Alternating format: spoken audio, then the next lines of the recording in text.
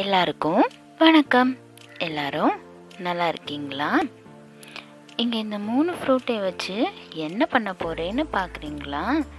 இன்றைக்கி நம்ம இந்த மாம்பழம், வாழைப்பழம், அப்புறம் சப்போட்டா பழம் இந்த 3ஐயும் வச்சு நம்ம ஒரு ஃப்ரூட் ஹல்வா பண்ணலாம். இந்த 3 ஃப்ரூட்ஸையும் சேர்த்து ஹல்வாவா? டேஸ்ட்டு எப்படி இருக்கும் அப்படின்னு யோசிக்கிறீங்களா? ஒருக்கா செஞ்சு தான் பாருங்களேன், அவ்வளோ சூப்பராக இருக்கும். நீங்கள் வேறு ஃப்ரூட்ஸ் கூட வச்சு செஞ்சுக்கலாம், ஆப்பிள், பப்பாயா அந்த மாதிரி. ஆனால் இந்த 3 காம்பினேஷனும் அவ்வளோ சூப்பராக இருக்கும். வாங்க எப்படி பண்ணலான்னு பார்க்கலாம்.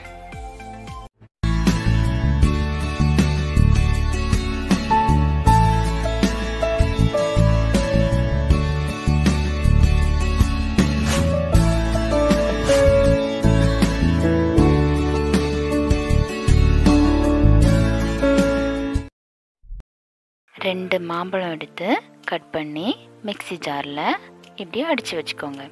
அதே போல் 2 வாழைப்பழத்தையும் மிக்சியில் அடித்து எடுத்துக்கோங்க.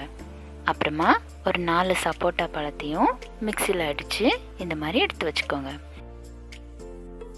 அப்புறமா 1 கப்பு காய்ச்சின பால்.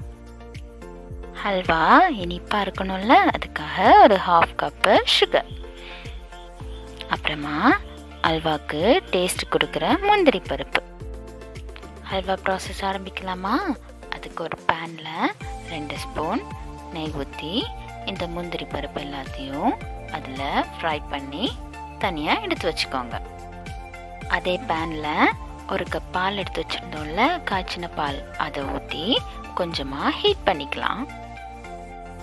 காய்ச்சின பால்னால கொதிக்க தேவையில்லை. லைட்டாக சூடானதும் மாம்பழ பேஸ்ட்டை சேர்த்துக்கலாம்.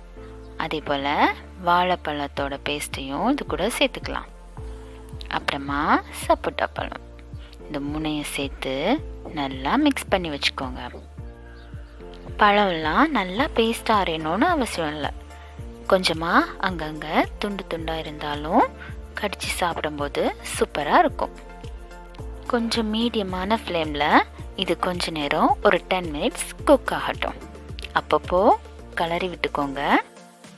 இப்போ 2 ஸ்பூன் நெய் ஆட் பண்ணி நல்லா மிக்ஸ் பண்ணி விடுங்க.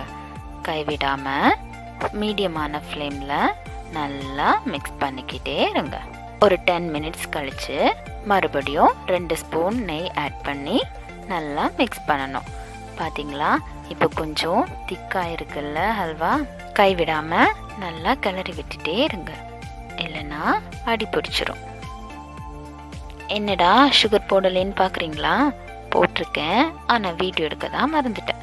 இந்த ஸ்டேஜில் 1/2 கப் சுகரும் அப்புறமா 2 ஸ்பூன் நெய்யும் சேர்த்து நல்லா கிளறி விட்டுக்கோங்க. ஹல்வா நல்லா திக்காக இருக்குல்ல, இந்த ஸ்டேஜு முந்திரி பருப்பையும் போட்டு நல்லா மிக்ஸ் பண்ணணும். ஹல்வா பேனில் ஒட்டாமல் சூப்பராக ரெடி ஆயிடுச்சு. நிறைய நெய் ஊற்றணும்னு அவசியம் இல்லை. இந்த மாதிரி செஞ்சு பாருங்கள், சூப்பராக இருக்கும். சுகர் நிறைய ஆட் பண்ணணும்னு தேவையில்லை. ஃப்ரூட்ஸ்லேயே இனிப்பு சுவை இருக்கும்ல, அதனால் பார்த்து சேர்த்துக்கோங்க. ஹல்வா கிண்டி கிண்டி கையெல்லாம் வலிக்குதுல்ல. ஹல்வா நல்லா டேஸ்ட்டாக சாப்பிட்ணுன்னா கை வலியை பொறுத்துக்கணும். உங்களுக்கு நெய் நிறைய வேணும்னா இன்னும் கொஞ்சம் கூட நெய் சேர்த்துக்கலாம். நான் இதில் 6 ஸ்பூன் நெய் தான் சேர்த்துக்கிட்டேன். அதுவே அவ்வளோ டேஸ்ட்டாக இருந்துச்சு. ஆஹா, சூப்பராக ஹல்வா ரெடி ஆயிடுச்சு. இந்த மாதிரி நீங்களும் செஞ்சு பாருங்கள். செஞ்சு பார்த்துட்டு எப்படி இருக்குன்னு எனக்கு கமெண்டில் சொல்லுங்கள். மீண்டும் சந்திப்போம்.